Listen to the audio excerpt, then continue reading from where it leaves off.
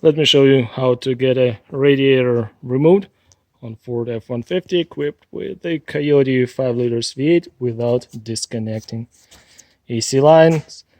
No need to remove the AC condenser. Without further ado, let's get started.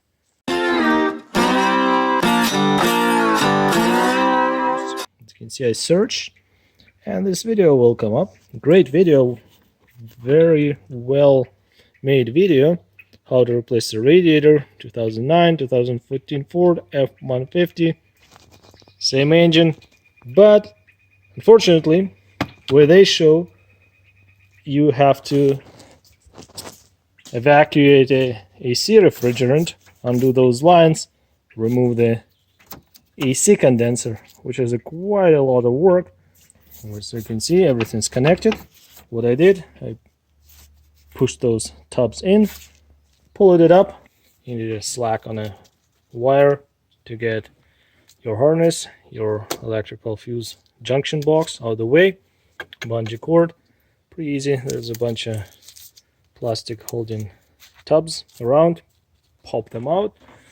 It will come out. You will have tons of room. Plus, you need that room to get your cooling fans out. And yeah, pretty much free. As we covered this part, pretty straightforward. Now we're just ready to pull it out. As you can see, there's nothing holding on the right. Okay. All right, let's get it out.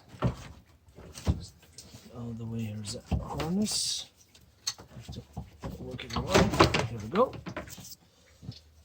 And it will come out like that.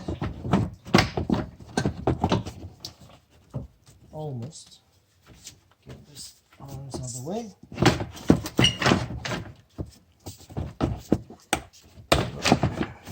Catching on a bracket. Pull it out. There we go. Easy. Unfortunately, we have a leak here at the bottom of the heat exchanger reservoir. There's a very good quality made radiator, made in USA. This truck has 383,115 kilometers, and it's original one. Well, not too bad. 2014, 2026 today. Well, 12 years old truck. First time replacing a radiator. Well done, Ford. Good job. Nothing takes longer than the same job you have to do twice. Do it right. Well, thank you so much, guys, for your time watching this video. Hope it's helpful. Take care, everybody.